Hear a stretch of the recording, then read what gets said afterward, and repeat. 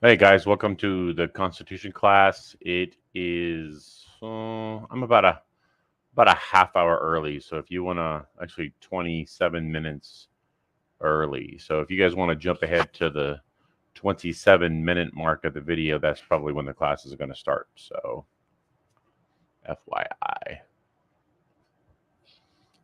Just I do not like to get in here early and let people gather. We kind of just chit chat for a while. Talk about things. Hey there, Kikio, how you doing?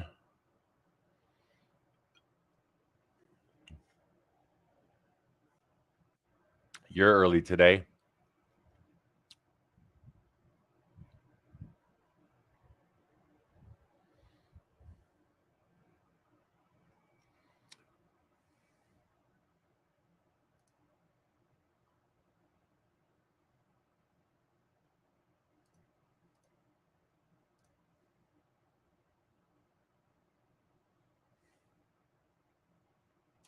Oh, Amy, my homegirl. I'm gonna call you after the class, okay? FYI.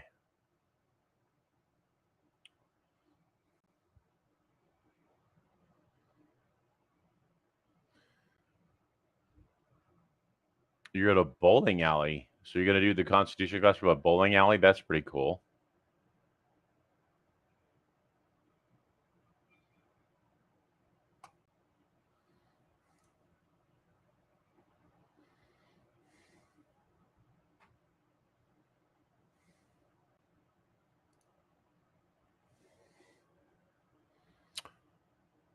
Mm.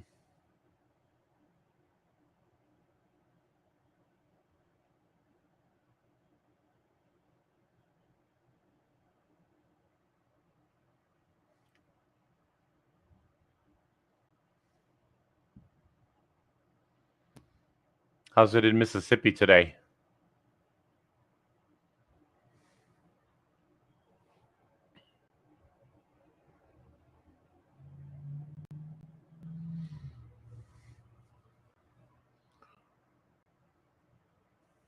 People are starting to wake up. Yeah, it's a sham.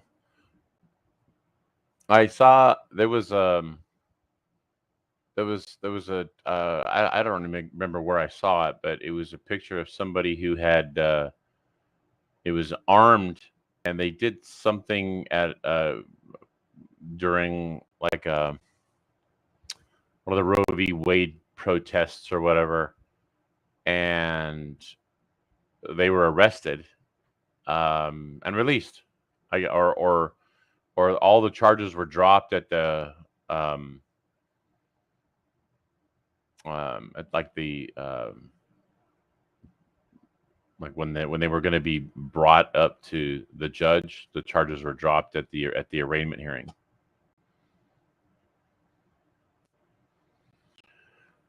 You can only pull off that kind of crap so long before people be like, no, no, no, no, no, no, something's wrong here.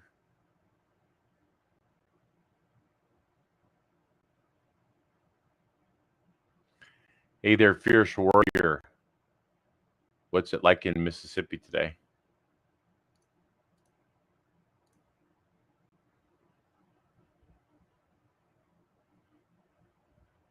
And how are you?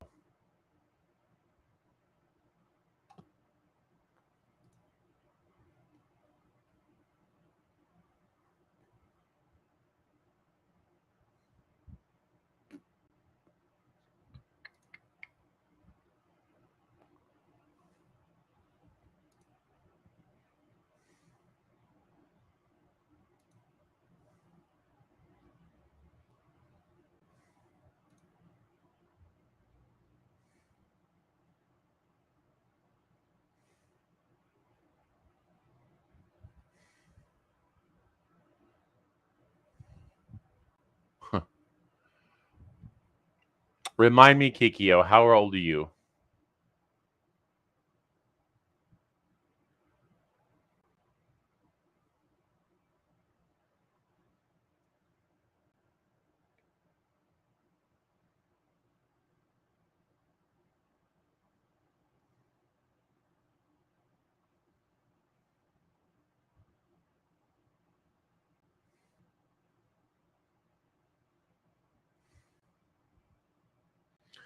Very impressive, Kikyo. Very impressive. Stormy, rainy, gloomy.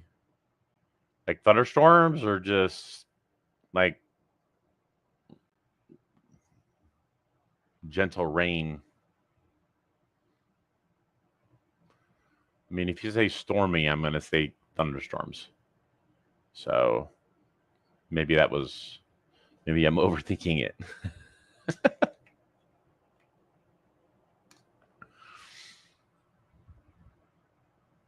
Stephanie Rechtenwald from Michigan. Nice of you to get back here, Stephanie.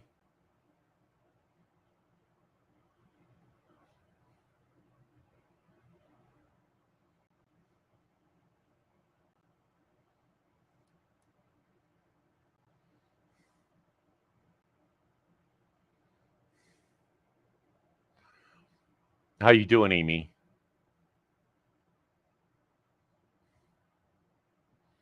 You can tell me later.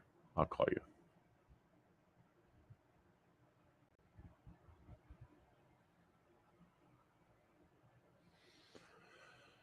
Oh. Forgive me if I'm looking around. I literally have 4 screens. I have one here, here, here, and here. So if it feels like I'm not paying attention to the camera, it's because I've got a whole lot of stuff going on my screens.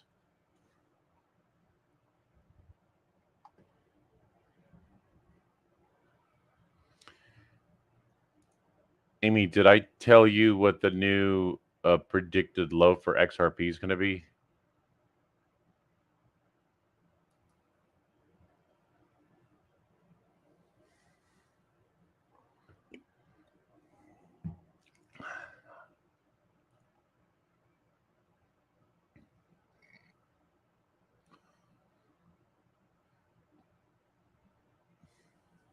Such as, Stephanie? What critiques do you disagree with?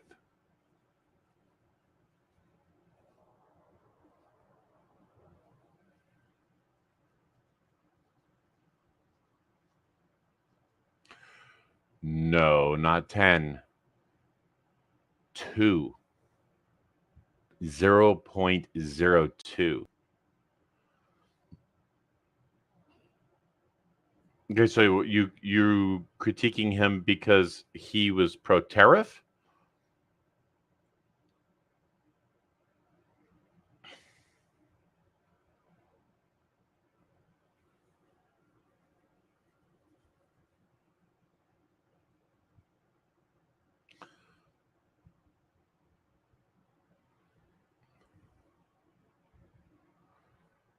Well, that's kind of how the government funded itself with tariffs.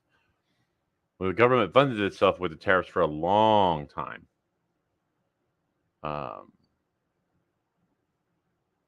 That was the primary reason the South seceded.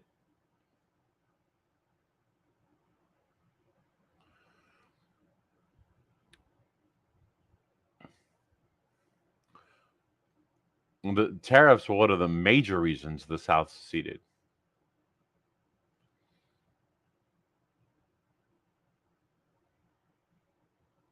But that wasn't I think you're misunderstanding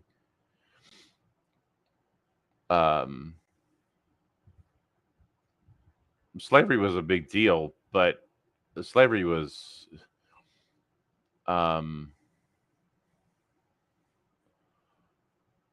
okay, but I guess I'm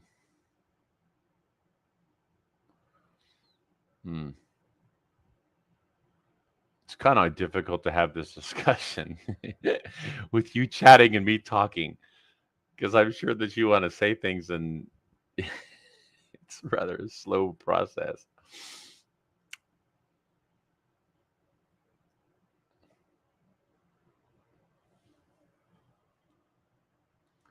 Here, Stephanie.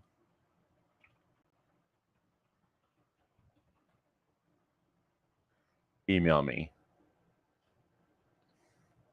We'll connect and then we can have an intelligent discussion.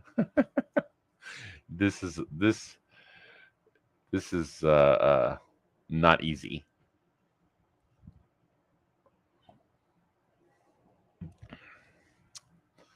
Tracy,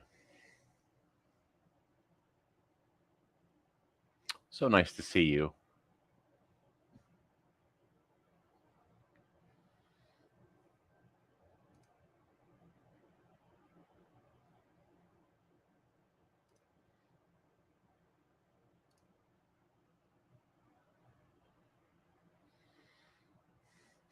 Well, that's all right. You're reading it. That's what's important.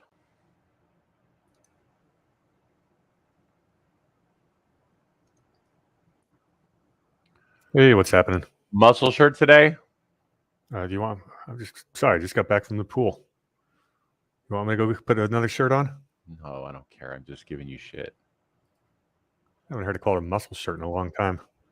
Well, what's it called? Tank top. Oh, is that what that is? Tank tops are thin. I wear muscle shirts all the time. That's all I wear for the most part.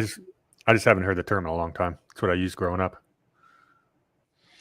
Well, so you and I grew up in the same era, so that would be. Oh wow, you started it yesterday and you're on page 74? That's awesome. See, that's what I say, Stephanie. Thank you.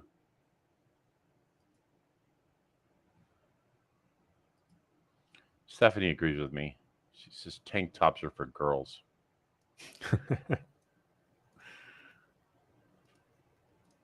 It won't let me in.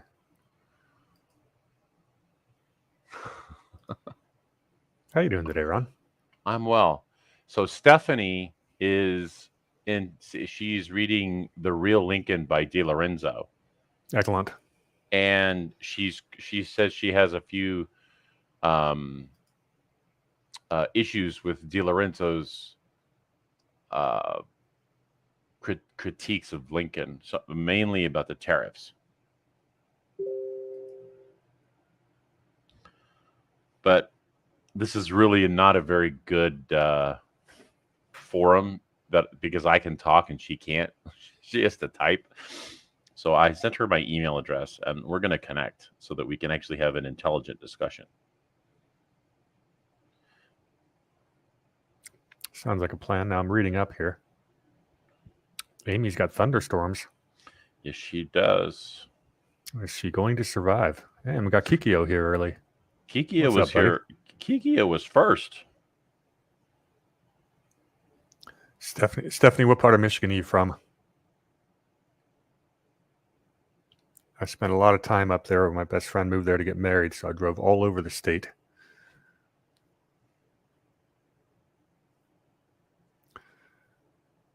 Robert Murray says, first time viewing live, my eyes have been opened. Well, that's kind of a nice thing to hear. It means our work here is not in vain.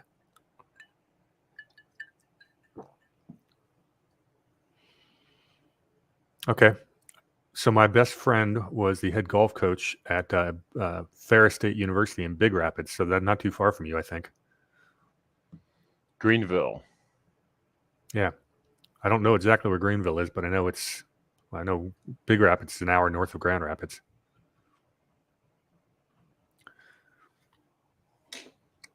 It's a pretty interesting state.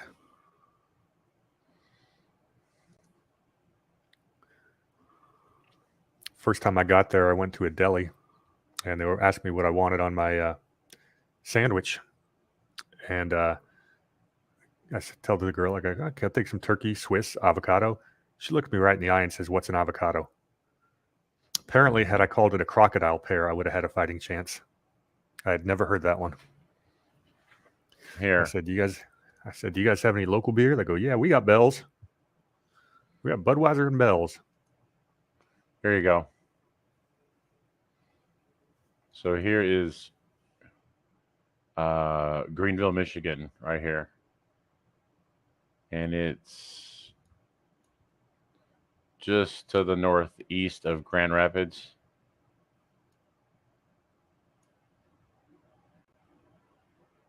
Kind of like Center State. Mm-hmm.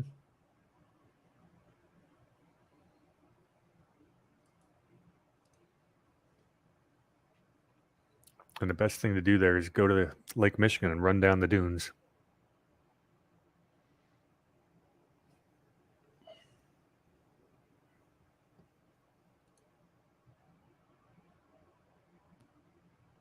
Well, Stephanie, my avocado story was down at the border, a really small town called Dowagiac, right on the Indiana border.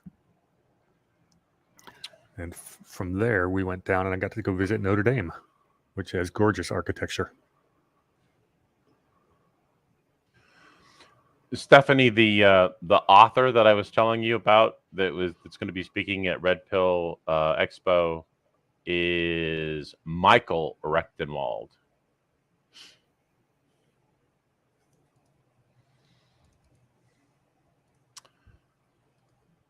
Don't know if you can get this, but I'll share it with you.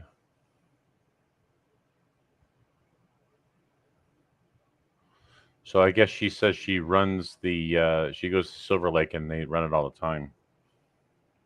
Mm-hmm. I didn't know he was on. Excuse me. I didn't know he was on with. That was June 30th. Michael Rechtenwald was on with Dave Janda on the 30th of June. What's Rechtenwald talking about these days? World Economic Forum and their plan for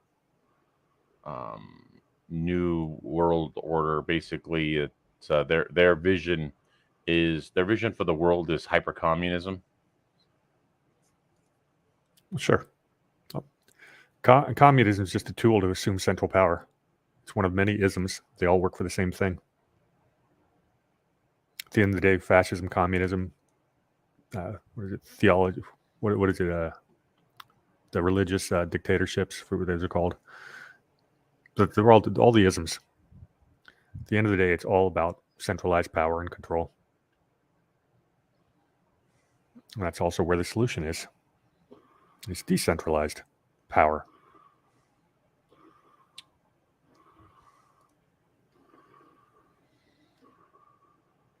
I've gotten into some debates about people that say we're living under communism. Other people say we're living under fascism. I'm saying they use elements of both. What we're going through today has never been defined. It's new.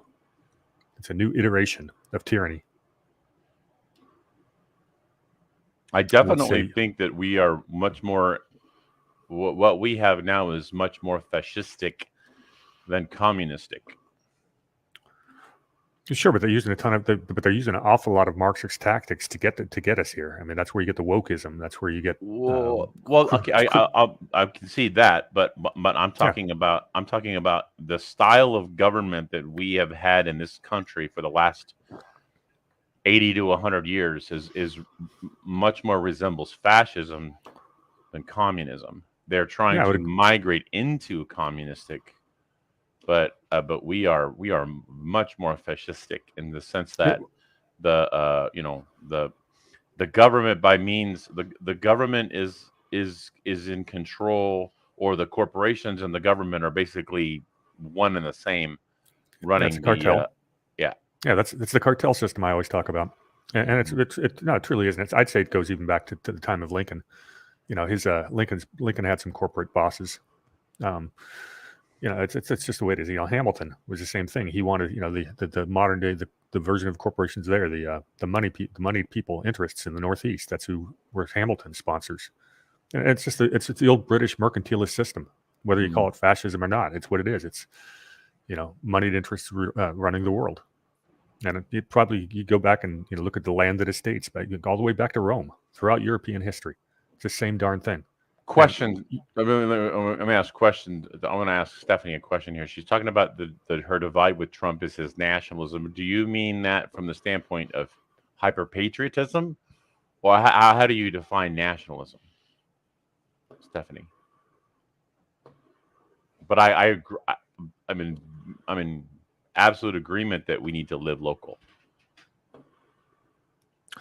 But that doesn't necessarily mean that we can't be proud of our country or have pride in our country. But I don't know. Go ahead. Doug talks about this, and McClanahan just did a video on that today called "What is an American?" And what he talks about is once upon a time, you were a citizen of your state, and the states had formed a union for common defense. Mm-hmm. And that's really what it was. There weren't Americans. You had different regions. You had in the Northeast, you had the Puritans. You had the Virginians, more of a Cavalier attitude. The South, Deep South, had their version.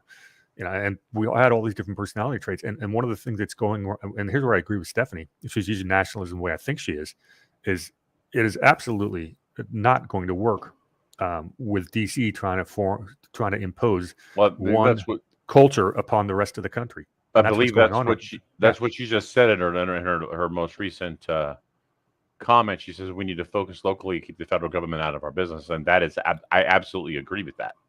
Yeah, but I don't think that, and I'm going to respectfully somewhat disagree with you, thinking that Trump wants to impose the federal government over the states. I don't think he wants to do that at all. In fact, I didn't think he wanted to do that. I think he wanted the people to be, the states to have much more autonomy. Specifically like the Roe v. Wade thing. How about the COVID measures? He basically handed that over to the states, much to our regret here in California, but it worked in other states, and we learned a lot from it. And that's the way it's supposed to be. These states should be experiments, and what works in one state will be adopted elsewhere if it fits in with their state's culture. But you just can't have this one national culture that DC is trying to impose on us. It just doesn't work.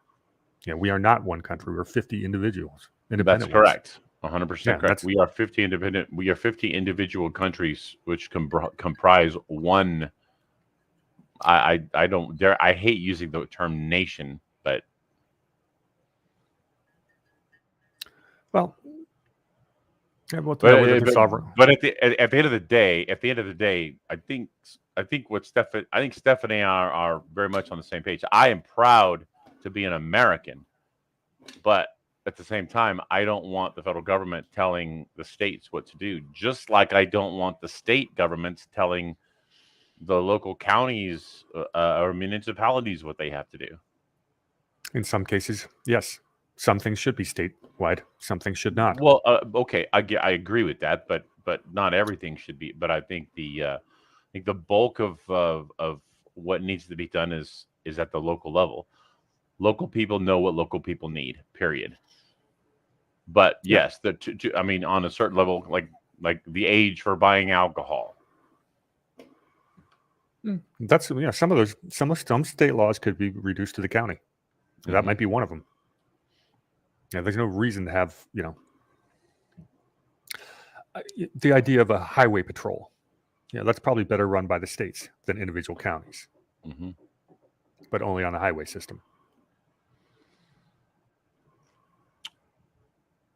Well, the California Highway Patrol is really more of a state police.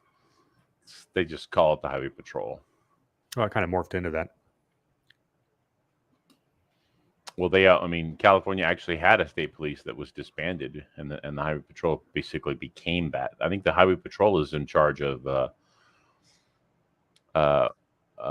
like Newsom's protective detail.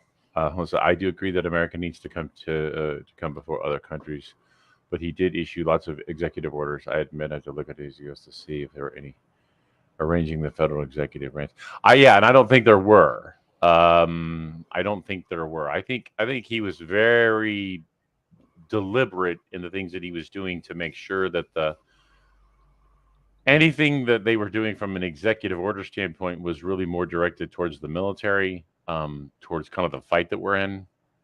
But you know what? I don't want to say that across the board because I don't want to be absolute.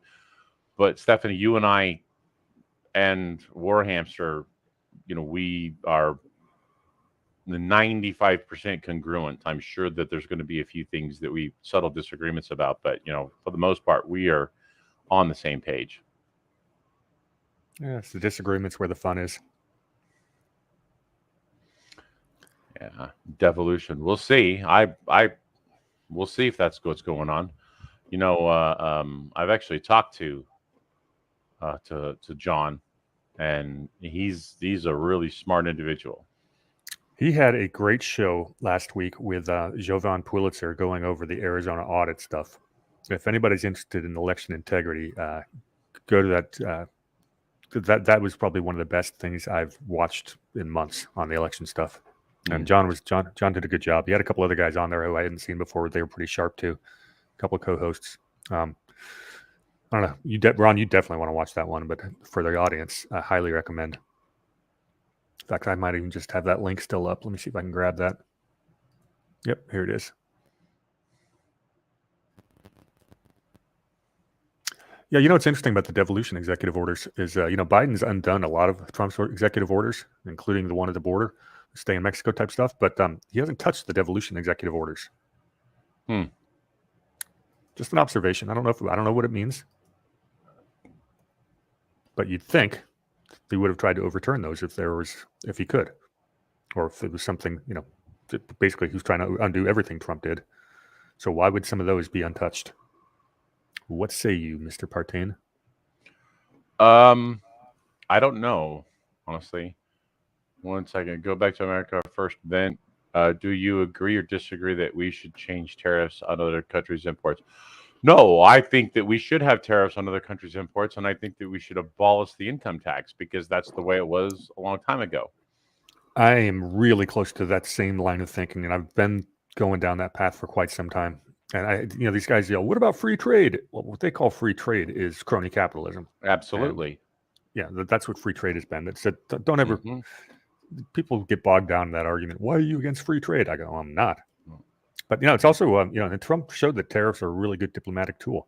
You give 10% tariff to your friends, 20% tariff to people that are sort of bad actors, 30% tariff to the Irans of the world, and you just shut off trade altogether to the really bad actors. And that's how you impose economic diplomacy.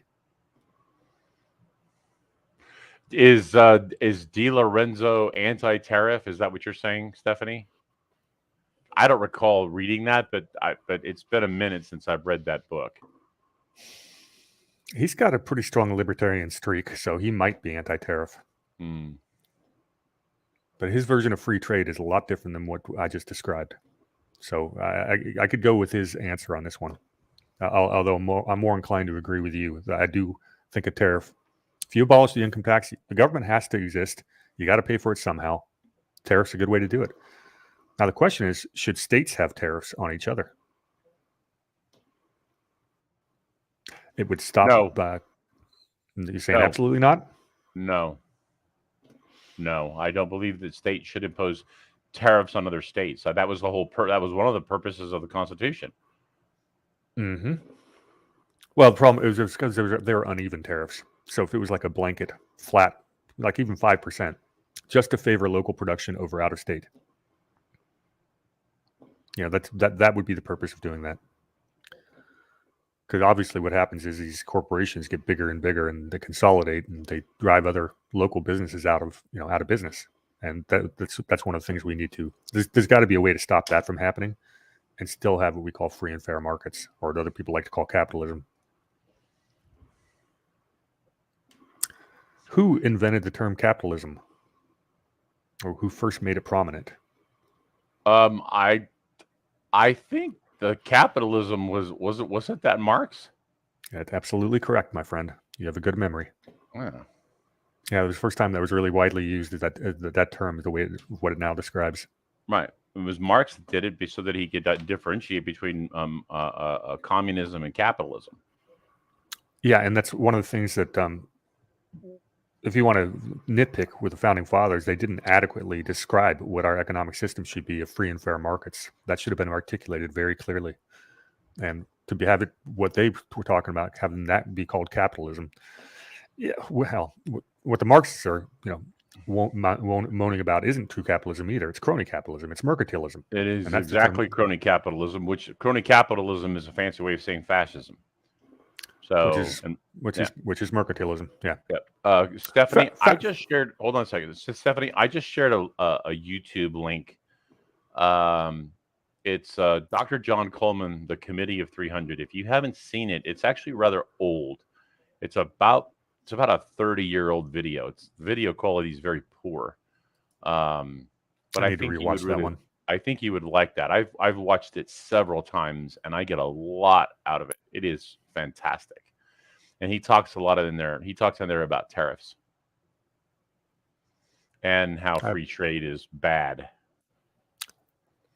Doug is 4 minutes late. You want me to ping him? Yeah, please. You'll thank me later, Stephanie.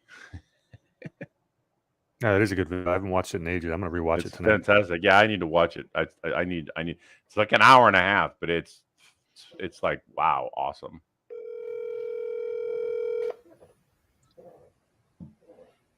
Oh, I know you had class today. I got an email. Yeah. I didn't even look at traffic. Can you hear the ringing? Yeah. Thanks for calling. Leave your message and a phone number. I'll get back.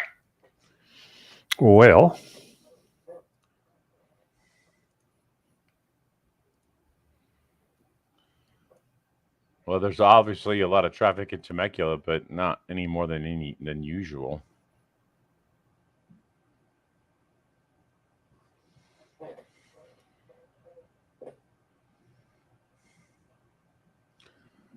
If I got to Karl Marx's grave, I think that I would do something that might get me in some serious trouble. Did they build him a shrine or something? I don't know. Now I got to look up the headstone. Thanks, Tracy.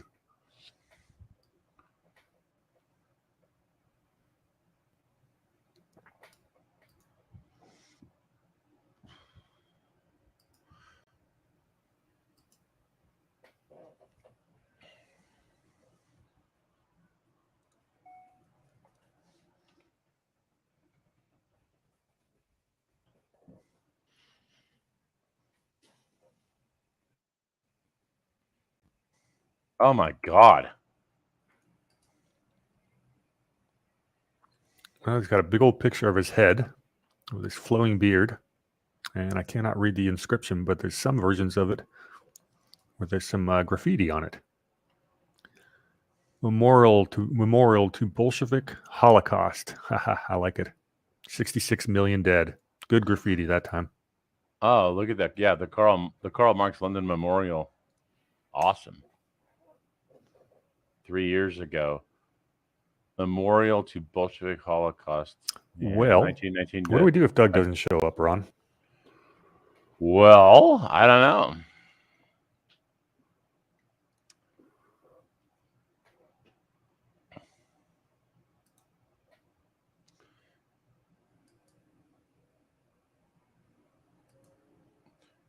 You guys, if you really want to have your answer to that question. Oh, there he is. Speak of the devil.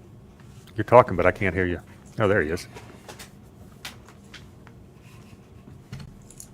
And Ron, you appear to be muted. Me? Am I muted? I'm not muted. Can you hear me? Are you not able to hear me? Doug? I'm sorry. Go ahead. Can you hear me? Yes, I can. I had put my ears in. Okay. Can you hear me? I apologize. I was here 5 minutes ago, but I couldn't get my inbox to come up. It kept going to my sent. But anyway, enough of my excuses. What's up? Hey, Doug. Hi. Hi, Ron. Are you sitting down? Okay. I can hear you. So, Stephanie, I just want to make sure Ron doesn't pass out when he sees what I'm getting ready to do. Oh, he's going to have a Dr. Pepper. Oh, my God, water. So, I'll just say this real quick, Stephanie. My thing with Lincoln is he was basically like a Hamilton on steroids. And he operated under the opinion that the federal government, the states were born out of the federal government, and not the other way around. But I'll leave it at that. Well, let's talk later. Incorporation doctrine. Well, he was a student of John Marshall. His law school days were under the John Marshall Doctrine, which was a firm union, for one thing, and which means hold it together at any cost, and then federal supremacy, regardless of authorization. And he was Because also everything's student, authorized. he was also a student of Clay. What was Clay's first name? Former Secretary of State. Henry. Yeah, he's a piece of work. Yeah, Henry Clay's an interesting one too. Yeah. Yeah, he had some. Well, he's flat out racist. Is all get out. Well, you look up Alexander Stevens for that, but that was the Vice President of the Confederate States. If you read the Cornerstone speech by Alexander Stevens, he actually says in his speech that when Jefferson wrote "All men are created equal," he believed that included the black people. I do not. But the good part about that speech is he confirms for me that Jefferson really did include everybody when he said all men are created equal. But then Alexander Stevens says, "But they're lower. They're not human." Well, Clay's famous quote was about the American Indians. He thought that their elimination as part of the human species will be no great loss. And then you look at Lincoln's track record on Indian affairs as president, and you can see exactly where he got those ideas. Oh yeah, yeah. Lincoln. This is one place where Ron and I fully agree. Lincoln is on my list of the 5 worst presidents, if not the worst president, from a constitutional standpoint. And like I tell people, I believe on the surface, deep in his mind, he thought he was a good man. He thought he was a good man. He's Christian. He was in an unenviable position. But his ideas on how to resolve that was not constitutional or, well, the nickname among historians is that he was the benevolent dictator. I usually remove the word benevolent. Well, just suspending habeas corpus, that's no big deal. Yeah. Yeah. People are shocked when they hear my opinion of Abraham Lincoln. I usually don't get into it much because it really throws people for a real loop because we've been taught to revere him. And I don't. And so, well, he's a symbol of state power. He basically federalized the whole government. Sure. After him, we were no longer. Well, the Republican Party at the time believed that the federal government must punish those states for misbehaving, and that right there is a federal power kind of move. The Republican Party hung on to its big government ideas well into the 20th century. Yeah. And during the progressive era, the Democrat Party lost its states' rights attitude and also went progressive. So between like 1890 and 1919, both parties were proudly progressive. Yes, definitely. There was slavery in all 13 in every state before the Civil War, every single one. Well, what people don't realize at the time of the writing of the Constitution, all the states had slaves. The thing is, some of the states, like New York and Pennsylvania, had very few. I think by 1820, Pennsylvania got down to like 63, slaves in the whole state. But nonetheless, slavery still existed. Yeah, and according to Lincoln's original plans, we still would have had slavery up until 1920 when it finally got phased out. Mm-hmm. That's in his own words. He didn't. The Emancipation Proclamation. The Emancipation Proclamation was a political gambit to get Europe out of the war. Absolutely. Yeah, absolutely. Of course, Russia. If you really look at the mentality of the North, when Lincoln did the Emancipation Proclamation, what was it, like a fifth of the Union Army deserted? The attitude in the North towards black people was the reason they didn't have slavery is because they didn't want black people living there. It's very similar to like that was the reason for some of them. Not all of them. Don't paint them all that way. Don't generalize. But you're right. That was a common idea. Lisa asks, who are the other 4 worst presidents? Franklin Delano Roosevelt's definitely on that list. Woodrow Wilson's definitely on that list. LBJ. LBJ is on that list. And the 5th one, I kind of battle between Teddy Roosevelt, Teddy Roosevelt, Carter, and Obama. You are I can't believe you are disrespecting Brandon like that. Yeah, it's only been a year and a half, and he's already made the list.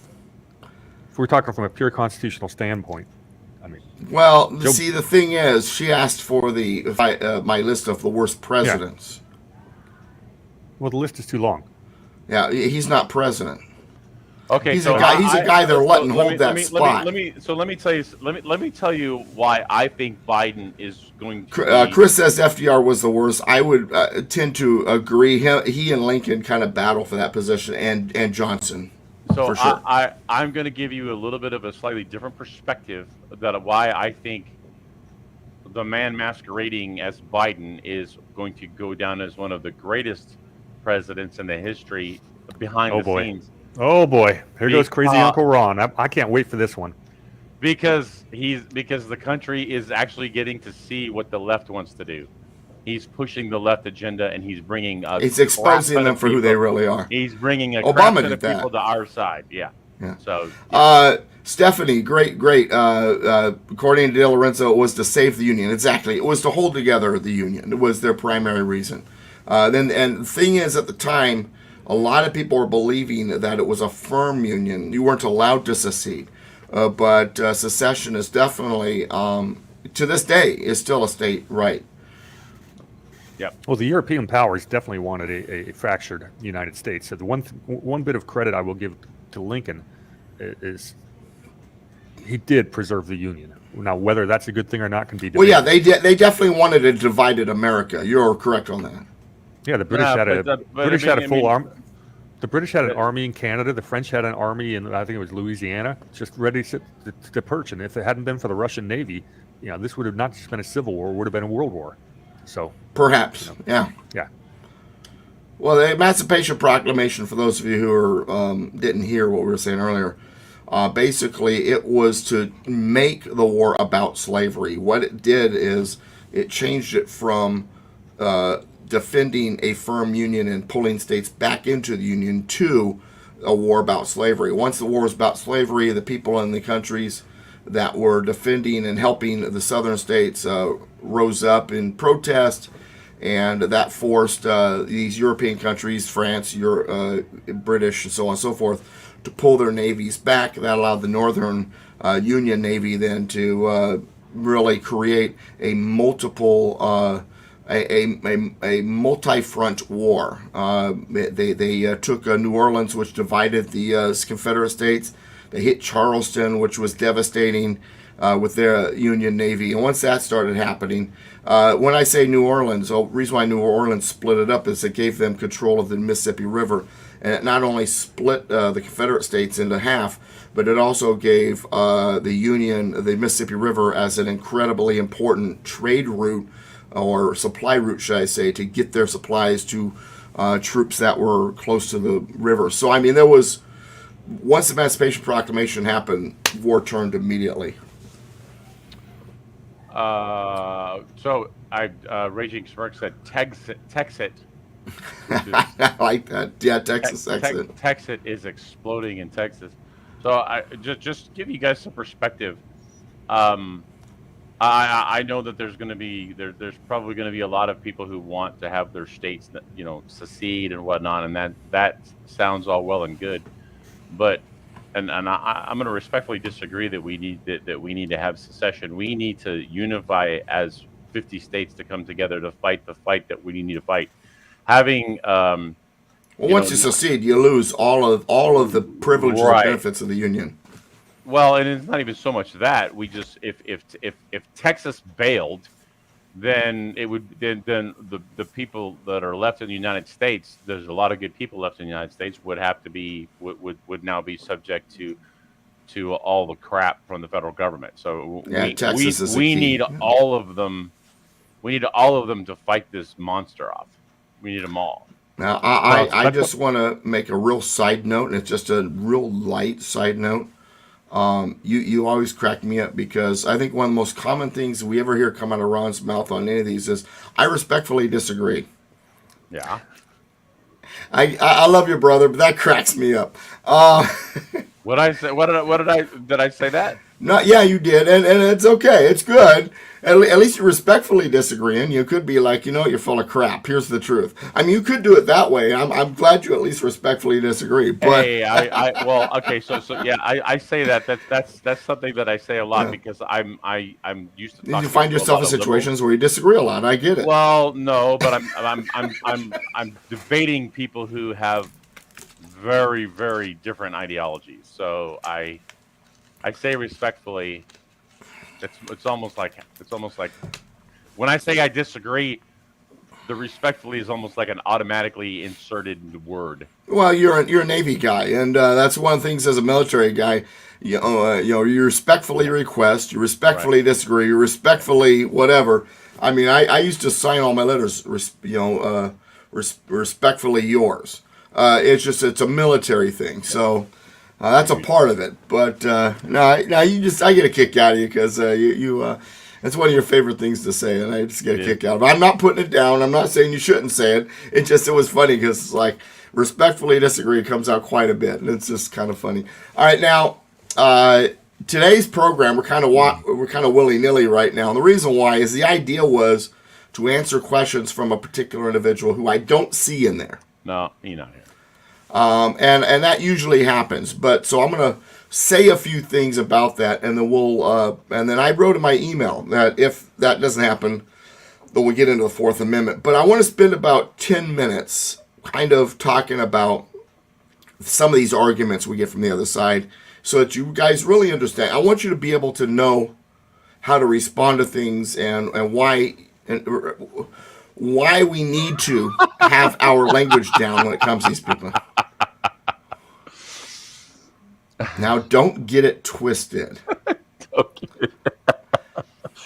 Amy knows me too well.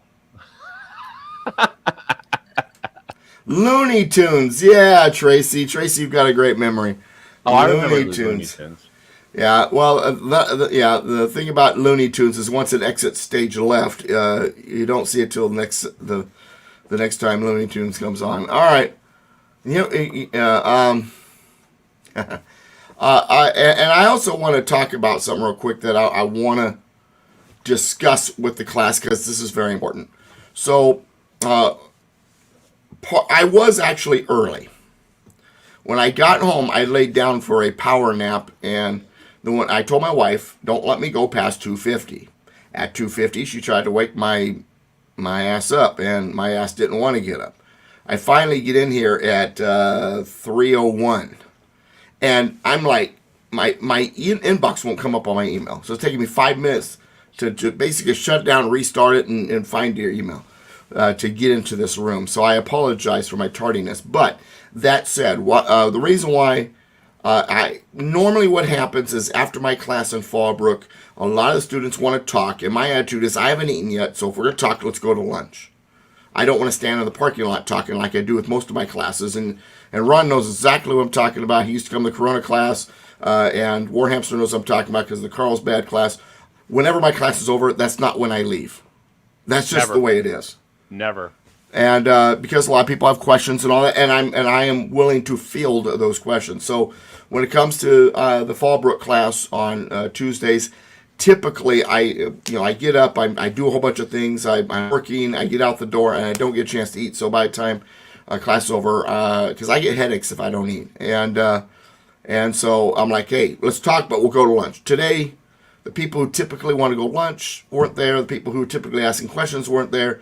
So I call my wife up. I say, hey, I'm on my way home. I'm gonna be early. Do you want to go to lunch? So while we're at lunch, a woman named Jessica Alexander calls me. Jessica Alexander is a member of the Temecula City Council. I am friends with a lot of political figures. I'm a firm believer that one of the ways to have control of our government is to follow Elizabeth Powell's example. Elizabeth Powell got to know the people around her, and she influenced them. One of the people she influenced was George Washington. So I know these people. My state senator and I text each other. I used to know members of the Murrieta City Council. Right now, they're all jerks, and I'm not sure who to befriend. But on the Temecula City Council, I'll take that back. I am kind of friends with one Murrieta City Council member, but that's beside the point. So Jessica Alexander calls me. She says, "Hey, Doug, I'm going to push for the city to come out with a proclamation that's sort of worded like the Declaration of Independence. I want us to recognize the grievances that we have, against controlling entities outside the city, such as the state government, the federal government, things like that. But I need to ask you some questions because I want to fully understand the language. And I want to be able to respond when people are asking me things." I said, "Sure, shoot." My wife's like, "Really? We're having lunch." Like, "Honey, this is one call I got to take." There's certain people that I for sure take the calls from because I don't hear from them often. And when they do call me, it's super, super important. That list is pretty much Jessica Alexander and Warhamster. But anyway, Gee, but thanks. anyway, so yeah, no, you only call. It depends. If the Dodgers are losing, I'll answer your call. Yeah, but anyway, so I take the call and I'm talking to her, and she says, "Well, I'm trying to understand what pursuit of happiness means, because that's an argument that the LBGTQ XYZ AI plus whatever community uses a lot. We have a right to pursue our happiness." And I wanted to bring this up because I thought it would be a very good discussion for you guys if Looney Tunes didn't show up. When we talk about and I know that there are some people who are not happy with the term pursuit of happiness. They would rather have had the founding fathers leave what John Locke said, which was life, liberty, and property. And I get that, and I agree property should be on the list. But I do think pursuit of happiness is still a good thing that was added. And the reason why is because of what it really means. And it doesn't mean what Jessica Alexander was telling me that the LGBT XYZ ABC plus group says. Well, we can pursue our happiness. That means we can do whatever we want. That's not what it means. Life, liberty, and the pursuit of happiness. You do not have the right to be happy. You do have the right to pursue it.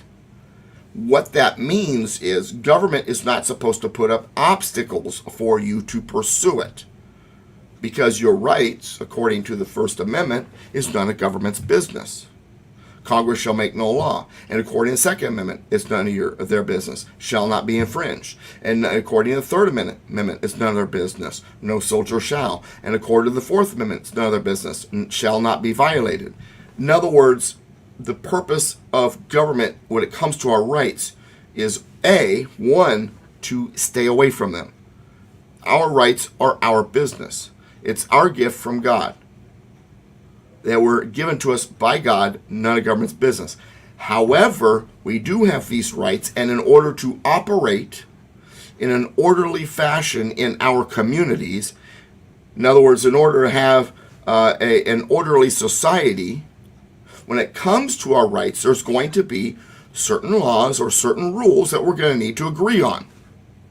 I may think that I have the right to go through the intersection at any time, any place, whenever I want, as fast as I want to. I do have the right to go through that intersection, but my right to go through that intersection stops at the next guy's bumper. So, a necessary law is in place for us to understand rules so that we can go through those intersections without running into each other. If there is no light, well, then we treat it like a stop sign. If there is a stop sign, it depends. Is it 2-way? Is it a 4-way? Whatever. And we know the rules. It is our consent to the governed to participate in society based on these rules we set up regarding our rights. Might be a stoplight, whatever. It's not to take away your right to go through the intersection. It is so that you can operate with your rights and enjoy your rights in an orderly fashion. So when it comes to our rights, now when it comes to life, liberty, and the pursuit of happiness, we have the right to pursue that happiness, no matter what it may be, as long as it's not interfering with somebody else's right.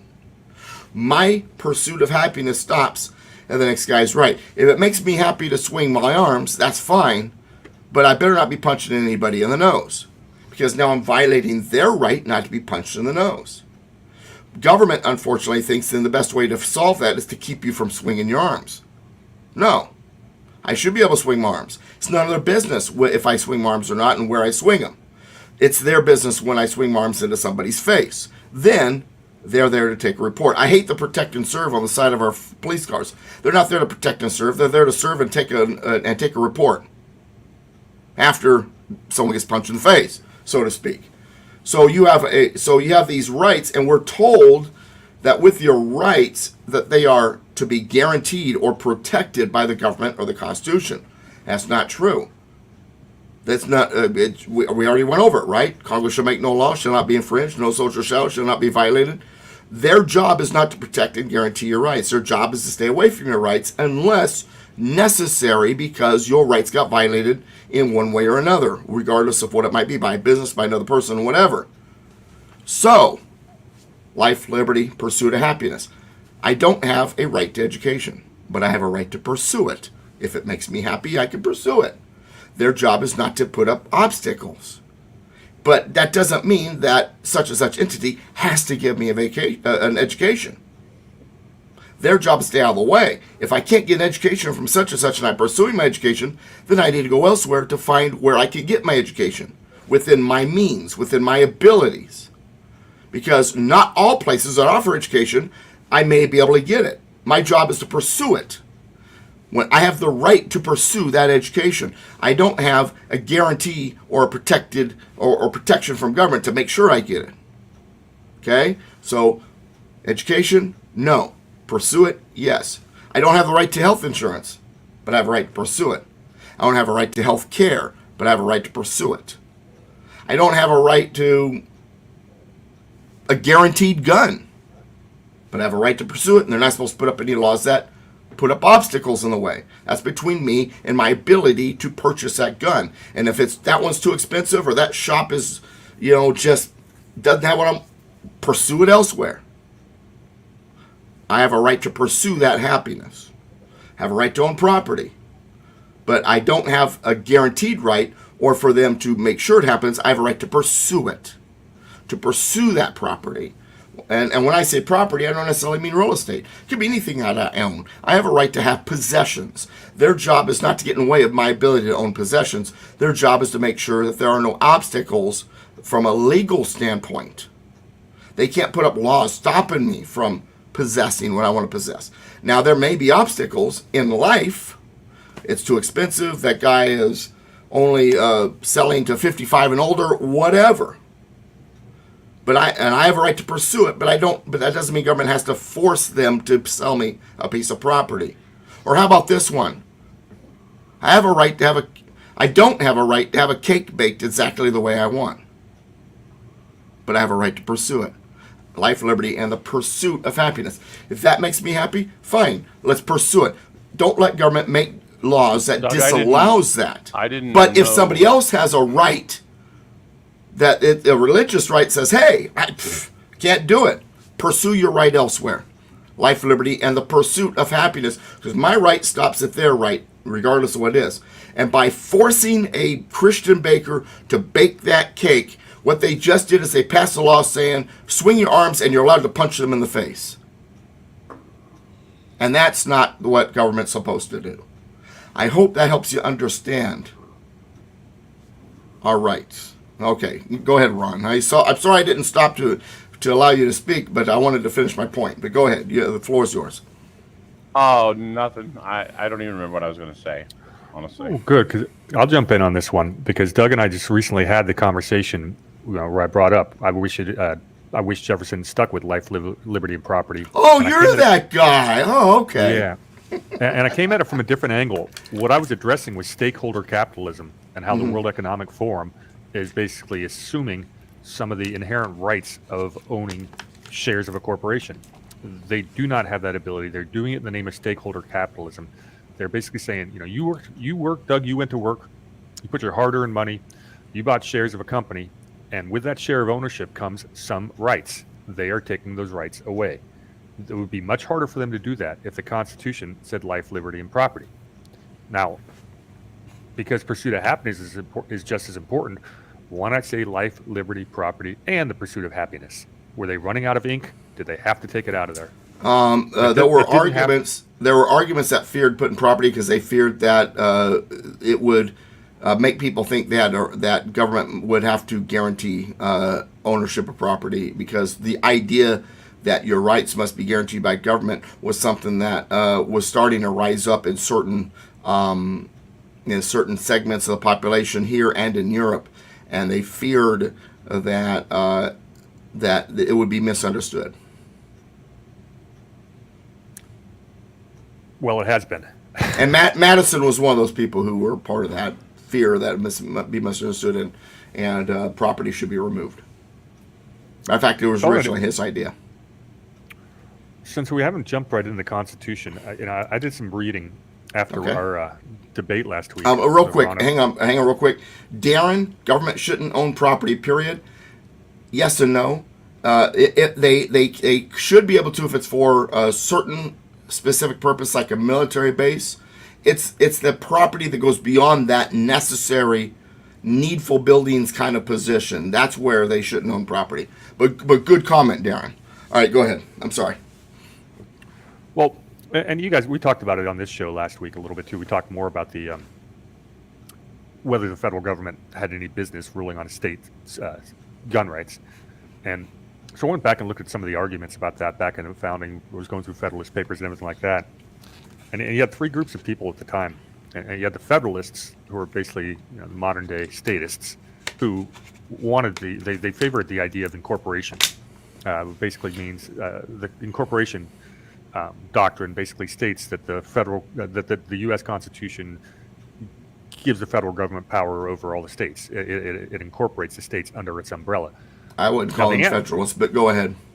Well, that's what they were calling themselves? That's what they were calling themselves. Okay, yeah, it's a misappropriation of the term, but go ahead. There's three sides to this argument. So then you had the anti-federalists, who were scared to death that that's exactly what the Constitution did, and they didn't want the Constitution. They wanted to stick with the Articles of Confederation.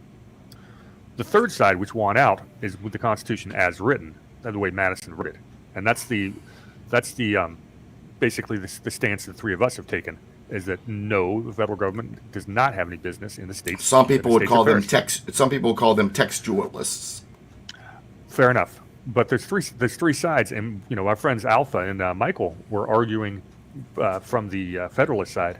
They were basically making the argument for Hamiltonian. It's the incorporation doctrine. And it is not correct. And I wish I would have done that homework before we were on the air with them, because I think I could have shortened that conversation significantly.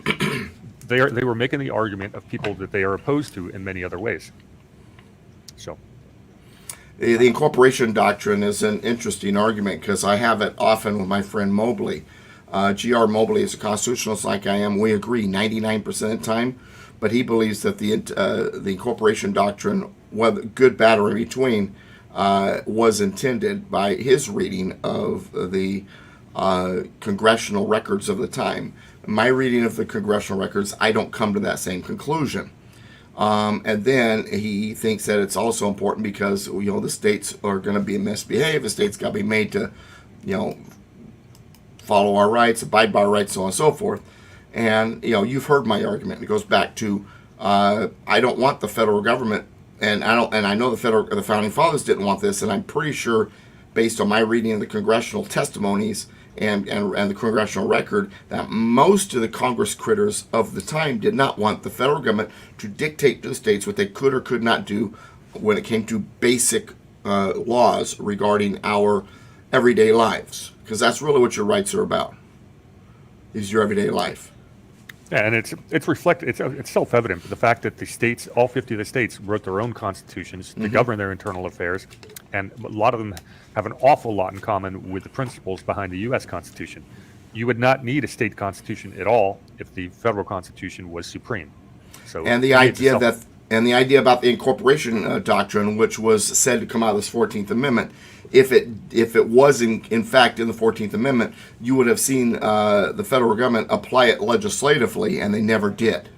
It didn't really start appearing until it started being applied judicially, beginning with the slaughterhouses in the 1880s. Interesting stuff. Yeah, so I'm glad you brought that up. That's a huge issue. When I get into enumeration doctrine, and what that's all about, and this idea of the federal government's role when it comes to its relationship with the states, and the incorporation doctrine, for those that are well read on the other side comes up quite a bit. So it is important that we are definitely well versed on that issue. So I'm glad that you have been studying it and you brought it up. Well, let me use that and segue into a question in the chat. Sure. Conservative Cowboy made a comment, and I read it earlier today. Several counties at the border in Texas, and I put this in at the very top of the chat before we came on air. They basically have ruled that they, using the U.S. Constitution, Article 4, and the Texas Constitution, Article 4, Section 7, basically they're saying they have been invaded, and they're making that their official position. I don't know where it goes from there. What kind of action can come from that? Can they force, the federal government or the state government to step in? But if they are claiming they've been invaded, now that is an issue. Article 1, Section 9, Article 1, Section 10 also gives them that. No state shall, without the consent of Congress, lay any duty on tonnage, keep troops or ships of war in time of peace, or into any agreement or compact with another state, or with a foreign power, or engage in war, unless actually invaded or in imminent danger, as will not admit of delay. So not only do they need to, can they defend themselves in a warlike manner if invaded, they can even do so if they think they're in imminent danger of being invaded. And you look up the word invade or invaded or invasion, what does it mean? Unwanted encroachment is the simplest definition.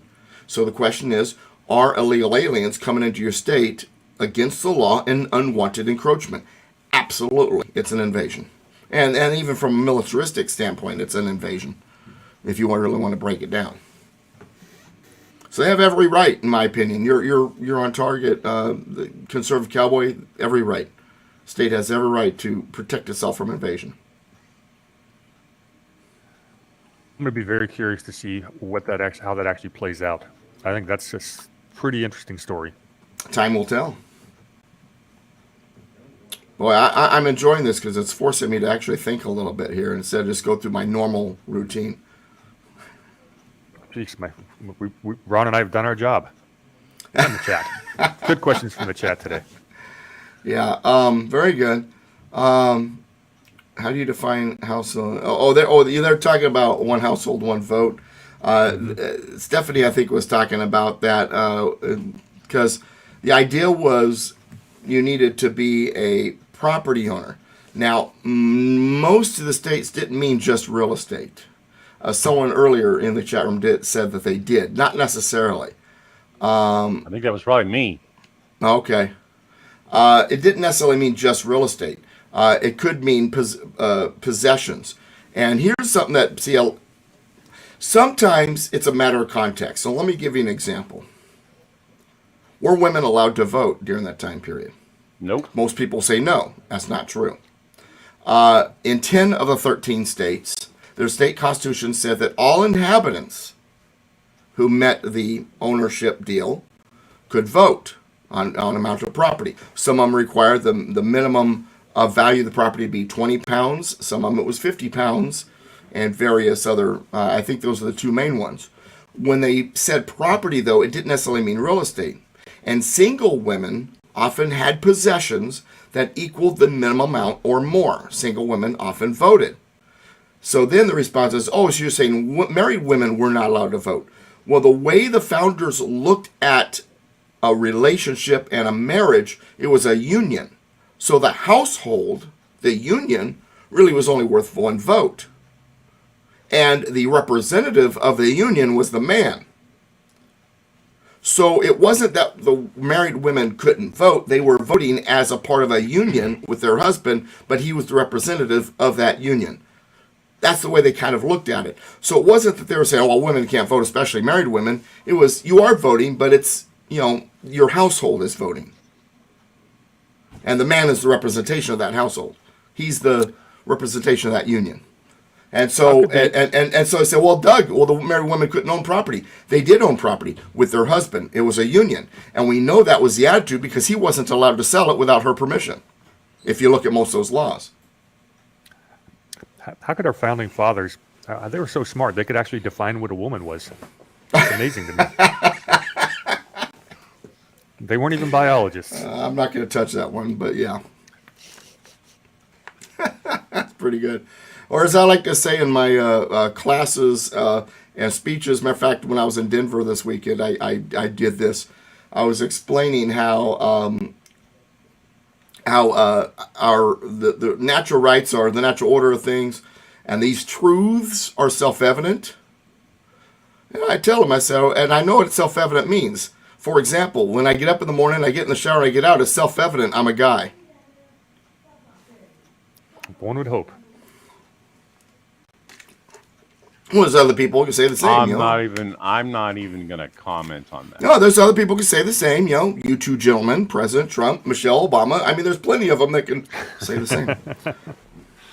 Oh boy, we went there again. I'm not even gonna say it. Yeah, well, talking about Michelle Obama on that. You've heard what I said about when Trump became president. It was nice to have a president that has a set and a vice president, or I'm sorry, a first lady that doesn't. President has a set, first lady that doesn't. Yeah, but anyway. When it comes to our rights, we have to remember that it's all about the natural order of things. That's why it's called natural law. So even if you don't believe in God, you naturally have your rights. Yeah, which is drastically different than common law, and that's a conversation we'll be having in the near future, because I've been working through a lot of the common law issues and how our court system basically usurped natural law. Yeah, and when it comes to common law, let me say this. Common law is interesting because there are different facets of common law. Common law, in a general sense, is the law that we know, but it was influenced or changed by court proceedings. In other words, it was living and breathing. And the idea of our Constitution being a written compact was to eliminate that facet of the law. However, that said, common law is also the people's law. It's closer to you. It is our operations in the system. So there should be a common law court, a common law grand jury, a common law system in our communities that we operate under. That's the people's law. That I support. So common law, like I said, is an interesting animal. The Constitution was designed to do away with certain facets of what common law was, but not to get rid of it, just to get rid of the living, breathing part of it. But that doesn't mean that common law is not supposed to exist in the sense of the people's law and people's courts.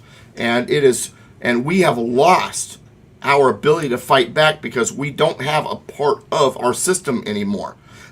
Back then, the communities had their local community common law courts, common law grand juries. Wouldn't it be great, Warhamster, if we had a common law grand jury that could issue indictments against the Congress critters, and then when they came home, our sheriff could arrest them? Sign me up for that one. Yeah. So there you go. Well, that's the whole thing. It's, every single part of our government had checks that were put into place, and Ron and I were just talking about this last week. The check on the federal government was the states. The check on the states was the people. Mm-hmm. When you're relying on this all-powerful Supreme Court to be the check on everything unconstitutional, you stop doing your job of being a concerned and active citizen. We got lazy, we fell asleep at the wheel, and I suggest it was probably intentional. Oh yeah, it was by design. Absolutely. All right, Stephanie. Stephanie's my gal from the Great Lakes, and I always joke when I see her that we know each other because of her dogs. But once again, I think I've told the story before, but I get a kick out of seeing her in there. Ron, when you say I'm not even gonna comment, you just did. Well, I did, but I didn't. I didn't say what I. Well, wait a second. If you say I'm not commenting, is that not a comment on its own right? I think you gave your tacit agreement, Ron. You had every opportunity. Let's just say that I didn't say what I wanted to say. That's reasonable, because you did have every opportunity to disagree with us for disparaging the lovely Mr. Obama. Hi, Jen. So nice of you to join us today. I love the ladies in here. That I'm getting a kick out of them. Stephanie, I'm not a biologist, but I know I'm a woman. Tracy's like, boom. That said, ladies, absolutely love you, but you know, sometimes it's frustrating because I do these live events, these classes, and 90% of the room is usually women, and 90% of the room is usually over 40. Where are the youngsters and the men? I know there's some men in this chat. I know there's men that listen. I appreciate you guys, but man, we've got to. Nothing against you, ladies, guys. We need to man up. We need to man up, act like men in this country, and do what we got to do. The ladies are doing a great job, and they're leaving us in their dust. We need to be involved too, just as much as they are. And don't give me this garbage that you have a job and stuff. I drove a big rig 14 hours a day, and I was still teaching Constitution classes. So you can make the time. All right, now that I've made all them mad at me. Doug, I was just thinking how dangerous you would have been if they had audiobooks back then. Yeah. All that time driving, you could have been studying stuff. Yep. I do a lot of driving too. I'm just now starting to listen to stuff as I drive. It's funny because one time someone from the Fallbrook class asked me, and said, well, what do you listen to when you drive? I said, I don't know. It's kind of a variety. I got to thinking about it and paying attention. More than 80% of the time, the radio's off, and I'm just thinking. Seriously. I'm usually listening to videos on my iPad at about 1.5 speed. And, hour-long drive, you get through a whole 90-minute video. It's pretty good. Yeah. Well, I know what I do on the longer drives. So, like out to Colorado, it's very easy to tell you that one. I listen to my wife talk the whole way. But I love her. What are you trying to say, Doug? She complains I'm the one that talks a lot, but we go on a trip like that, and I'm like, yes, dear. Now, I've been married for 38 years coming up in August, and some people who know me personally, they know we had a rough early marriage, but where we're at right now, we're in a very good place. I have we still ironing things out sometimes. This trip helped bring some of that out. How was the trip? Tell us about that. Trip was very good. For those of you who don't know, I went out to the Denver area to do an event last Saturday. And it was a small group, but they more than made up for it when it came time to buy books. So, no complaints. But it was funny, too, because a couple of people were there who were relatives of classes that I teach. Which was kind of cool. One of them was the cousin of a woman named Sue in my Fallbrook class. But anyway, I've known of this group in Denver, and I have spoken to one of their sister groups in Colorado Springs before. Last October, I was in Colorado Springs to speak to the other group, and the woman who leads this group in Denver, interestingly enough, getting back to common law courts, is they have established basically a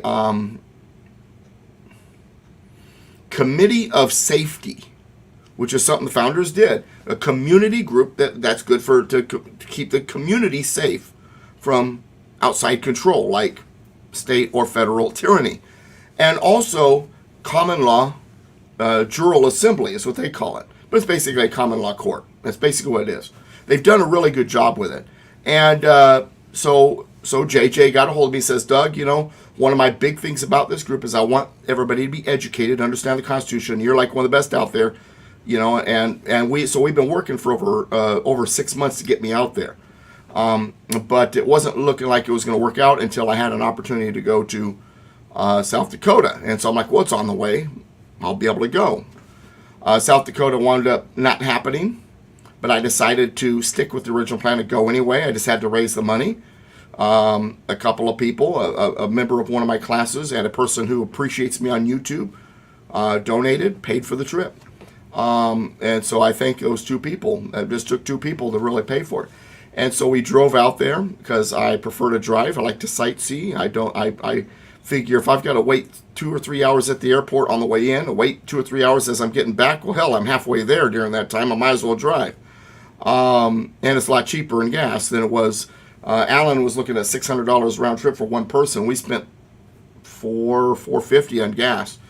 Gas prices once again in Colorado were consistently $4.39 or less. In some cases under $4. And we drove out there. We stayed the night in Centennial, which 5 minutes from the event. Did the event, and the crowd was very responsive. They're very involved.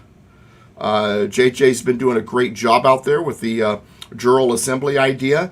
And I told her, I said, I've been preaching this for years, but I didn't know how to do it. You did it. Let's talk. So I'm pretty excited about getting to know her better. There was another gentleman who was out there at the event, and this is what really I think made for a good trip, is he's just bought some property out there, and he wants to create a conservative workshop education type place, which is something similar to what I want to do out here, but mine's more centered on the Constitution. He says, hey man, why does he get this set up? I need an education part of it, have you videos, or have you come out every once in a while or something would be great. And so developed a relationship with him. Interestingly enough, he was probably the most patriotic person in the room, and he was the guy who's not from the United States originally. He's from Peru. It cracks me up. The most patriotic people I know are from somewhere else. And then after that, we decided to do a little tourist stuff. But now, like I told my wife, this was not on my agenda, which means it was not on my pocketbook, so it's on you. So out came the credit card that's ours for the touristy stuff. We went down to Pikes Peak, which is 14,500 feet, something like that, at the peak. Went up there, did some stuff, saw a few other things, some local stuff to see for tourists. It was a good time. We were supposed to come back Sunday. We decided to drive about a third of the way, and then on Monday, yesterday, drove the rest of the way, about 10 hours. And what was fun about it is, as we were coming down the hill from Barstow, it was just in time for fireworks. So we got to watch about 24 fireworks shows all at once around the desert area. Hit Cajon Pass about the time we got down into the LA Basin. It was perfect timing at the top of the hour for the next set of shows. And we saw another couple dozen shows going on as we were up above. It was kind of neat. But overall, it was a successful trip. You're keeping pace with the sunset, huh? Yeah, well, pretty much. But I mean, we hit the first one about 8 o'clock and the other one about 9 o'clock. So it was just perfect timing of when shows starting. But overall, it was a successful trip. One of the main reasons why I like to travel like this, folks, is because I want. Tracy says Pikes Peak is awesome. Yeah, but I tell you what, boy, there's not a lot of oxygen up there. You find yourself wanting to hyperventilate because you feel like you're not getting enough oxygen. But they tell you, just breathe normal. If you have a problem, sit down. Yeah. But here's the reason I do trips like that. And sometimes I do it like I did here, where I just kind of jump off a cliff and hope that it gets paid for, which frustrates some people. Is because getting the word out about what we're talking about the importance of being educated in the Constitution, all of that is paramount to me. And to get out there and get to know people and show them that there is hope. Don't be pessimistic. There is hope. We've pulled out of wars. Evil cannot prevail. They may win for a season, they can never prevail. It is up to us to fight the good fight and get out there and tell people this and teach them this stuff and get them to understand that there's a fighting chance and how we can do it and spread the word about what I'm trying to do. And I would like to get like workshops on my website, things like that. And that's in the future, hopefully soon. But trips like this are important to me because it's not just about getting me out there. It's about getting this information out there that we have a Constitution. It means something more than what you think it means, and it's worth fighting for, and here's how you fight for it. That, to me, is paramount. I've got to get out there with that message. And I really appreciate, these different groups that I go out and see. And so from that point of view, a very receptive crowd, very successful trip. A lot of people who want to stay in touch and are fighting the good fight. And Colorado is... interesting because the whole state is conservative except for Boulder and Denver. That said, you want to see a lot of freaky people? Go to a Walmart in Denver. Boy, that was an experience. Just saying. Well, you can see freaky people at Walmart in every state. Well, yeah, It's just but here you got to go to L.A. County. Well, There, at man, Walmart. you know, Denver is like their version of L.A. County, I guess. But Denver was even freakier than the ones in L.A. The Walmart near me in suburbia, coastal California, is got more than its share of quote unquote freaky people. It's just it's just endemic in Walmart. Yeah. Have you Now- ever now- seen the? And congratulations, it's okay. You have the freedom to be freaky. I'm not putting you down. I'm not saying there should be a law against being freaky. I'm just not a real fan of the public display of it. Let's just put it that way. There is a website called The People of Walmart. Yep. And it is I was going just around the about to internet say. for a long. Yeah. Yeah. Some of the things you see at Walmart, you will not see any other place that I've ever frequented. I actually don't go into Walmart ever. Only if it's absolutely necessary. I lived a year in South Boston, Virginia, and there was only two grocery stores. One was a place called Food Lion, and another one was Walmart. So we shopped at Food Lion as much as possible, but there was just certain things that we couldn't get there, so I had to go to Walmart. But I hated every minute of it. I've never bought food at Walmart, and I can't imagine ever being so hungry that I would. You know, I'd much rather get my food at a farmer's market. So, Well, I just when you really understand and know what Walmart's about behind the scenes and stuff, absolutely, it's one of the worst. It's one of the worst of the globalist corporations. Mhm. Yeah. It's amazing they're from Arkansas too, but all the Well, yeah, Walmart yeah, there- that's true. Yeah, Well, it didn't begin the globalist monster that it was. no, it's the Well, next generation. Oh no, are you kidding? Don't you know what Sam Walton did? Oh, He was Army intelligence. You break. They knew exactly what they were doing. okay. We'll have that Well, they're discussion sick- some other time. I got a lot of family in Arkansas. It's a little different from that point of view. But I want to say this when it comes, because I'm watching the chat room. But before we get on to the chat room, Colorado, when it flipped, there's actually a book out there that explains how it got flipped called The Blueprint. I'm looking for it in my books here. I know I have it. I don't see it, but it's called The Blueprint, and yeah, I thought it was right here within grabbing reach. It's not, but it's called The Blueprint. You can look it up. How they flipped Colorado. Basically, 4 billionaires went in there and they used the same tactic to try to flip Virginia, but Virginia fought back a little more than Colorado did. But they actually did what they could to make sure they flipped Colorado blue. That said, Joy says there seems to be a movement underway where patriots are mad as hell and not going to take it anymore. That movement has always existed, Joy. It's just that it's getting a lot more airtime, and the movement is getting better in being in contact with each other. Tea Party was a part of that movement, for that matter. But the problem is, and even when out back in the 80s, with Carter and all that, 70s, I remember these movements are always there. The problem is, what happens is, we don't react until we're mad, and then we do something, and then we're a bunch of little islands. And then when things seem like they're okay, then we shut up and we go back to our couch. That's the problem. First of all, the movement should never stop. It's never okay, no matter who is president. There's always ground to be made up. Number two, we got to quit being islands. We need to be networking better and in touch with each other better. So there's that. See, Ron, why isn't Scott McKay pushing Doug's classes? I'm friends with Scott as well, but let me say this first before you answer, Ron. Whenever Scott's name was in the headline, or Patriot Street Fighter was in the headline, or something like that, we started experiencing difficulties.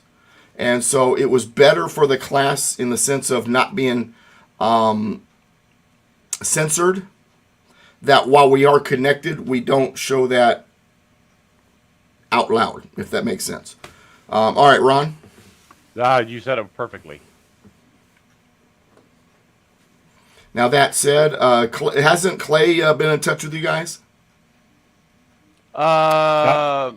Clay's Yeah. people actually reached out. They reached out to me yesterday to have him come back on my show next week. So I think that's going to happen.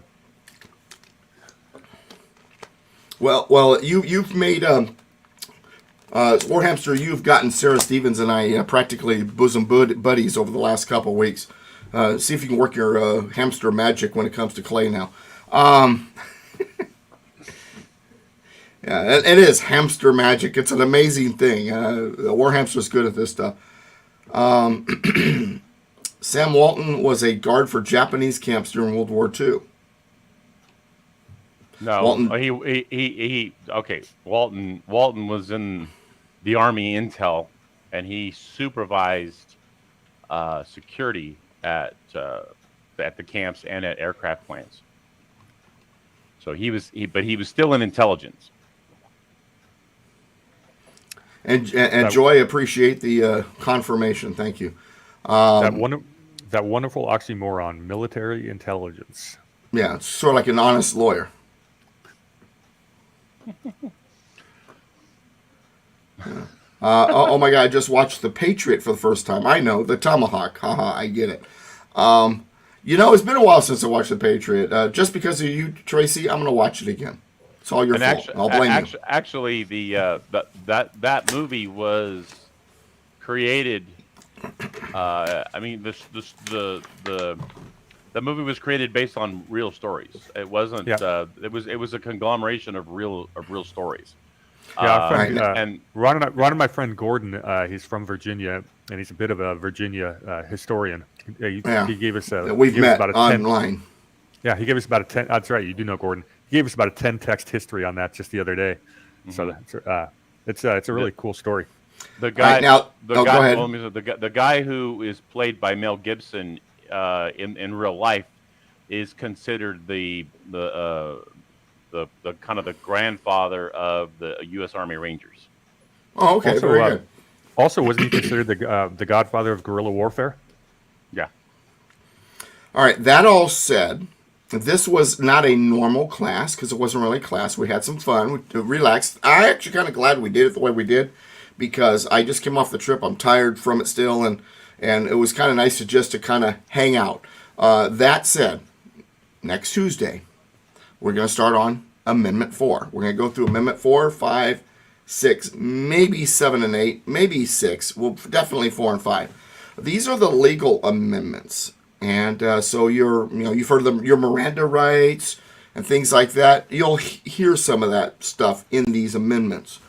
So we'll go through 4, 5, and 6, and possibly 7 and 8 next week. And but the reason I have to bring this up is, believe it or not, it's already been an hour. I've had so much fun talking to you guys and answering the chat room and just kind of having just a fun chat session, so to speak, like Joy put it, that the hour just, boom, it's gone. And so thank you for a wonderful ride today, chat room and Warhamster and Ron. You guys made for a very fun outing today, even though it wasn't organized for hell. I've already changed the thumbnail and the title to Judge General Discussion. Yeah, very good. All right, and appreciate you guys. Absolutely love you. Now, let me say this before I go. Commenters and those of you who watch the show without commenting or even later, not live. You are the marketing team. Hit subscribe, get your notifications so you know when we're on, and then tell everybody about what we do here. I would love to see the subscriber number pop over 5,000 and then 10,000. Not because I'm a hoarder for numbers, but because I want everybody to hear the Constitution. I want everybody to be well versed in what this is all about and why it's worth fighting for, and that we need to be fighting for it, because guess what? This thing is only ink and paper if we don't stand up for it. There's a video that somebody sent me earlier today by... And hit the like button. Thank you, Amy. Go ahead. By Chris Ann Hall is very involved in that. What was that? Let me see. What was that? Yeah, Chris Ann Hall is when it comes down to constitutional understanding, it's pretty awesome. She and I met a few years ago. I had her come out as a speaker. I think it was 2018, or I think it was 2018. She spoke at my annual dinner, and she knew of me but hadn't met me yet. I knew more above her. I kind of pursued to get her, and once we met, we've been friends ever since. And she was kind of stunned that I was talking about some of the stuff I was. She's like, "Oh, I thought I was the only one talking about that." Say, you're out there in Florida. Somebody's got to do it on the West Coast. Alpha shared it with me. It's called Non-Compliant. Oh, yeah. Definitely worth watching. Absolutely. LibertyFirstSociety.com. LibertyFirstSociety.com. Yeah, Liberty First is her trademark, and Non-Compliant is definitely worth watching. I downloaded it onto my computer, and so I may just see if I can get you to have it on my my video page. In fact, it's fine. If I can download it, then I'll put it up. Yeah, if not, I've got it. Let me know. All right, guys. I've enjoyed this session. The chatters, you guys are great. All of you that watch this, once again, you're the marketing team. Get the word out. And also this, what I do does take funding. So if you ever want to help, DouglasVGibbs.com, PoliticalPistachio.com, and here's the other thing: sponsor Liberty. What do I mean by that? I'm always looking for advertisers on my radio programs. If you own a business, contact me. ConstitutionSpeaker@yahoo.com. We'll talk about how you can advertise. That'll help fund me, helps get the word out about you. We're both in great shape. All right, guys, I got to go. I got to drive to San Juan Capistrano to make. And that class is on their second lesson. And it's a great group out there. We have about, I think last week we had 15, 16 people that showed up. And very, very exciting group to be around because the old class has gone their own way. There's only like 3 people from the old class. So they're all like new people. It's like a whole new group, and I always get a kick out of the newer folks because just watching their heads explode as I talk. But I'm excited to be out there. And Ron, as always, thank you for doing what you do. You're welcome. Are they younger? It's a mixture. There's, I would say, 3/4 are over 40, but there's a few youngsters. And yes, I think there's two men among them. No, okay. I guess let me ask that question a different way. Is it like the Beaumont class? No. Okay. You know what I'm asking. Yeah. I know exactly. God bless them. Hey, God bless them. Yeah, if any of the Beaumont people are listening, I love all of you. But yes, all of you are like my grandparents, great grandparents, and I love you. But man. Yeah, the Beaumont class is actually not meeting at Marla's because they had that fire. Oh, yeah. So we're at the Presbyterian Church right down the street from you. Right. Ron at Carlsbad, our age range, I believe, of the regulars is 23 to 96. So I think the age range, and no disrespect, but I think the age range in Beaumont is like 75 to 90. Well, I've been telling people I think the average age is 78. Yeah. Well, it's a morning class, though, so the retirement crowd. True that. But the Fallbrook class is a morning class, and that one's a mixture in ages. I've got a girl who's getting ready to turn 30. I've got a woman who's in her, I think, 40s who brings her 2 13-year-old twin daughters. That reminds me. People have been asking me if I'm going to be leaving Southern California anytime soon. I just secured a deal to teach U.S. history to a homeschool group during the entire school year next year, so... Yeah, I'm not leaving until at least the end of the next school year. You doing that in person? Are you doing that in person? Or are you doing that? I'm gonna do it in person in Fallbrook. So outstanding. Yeah. So on Thursdays, on my way to Carlsbad from the Beaumont class. Interesting. So we're timed it so that I can still get to Yard House on time. I was gonna ask. Yeah, no, it's right, good guys. stuff. Good to see you guys. We'll see you next week. Chat room, love you. We'll see you guys next week. I gotta go. Take care.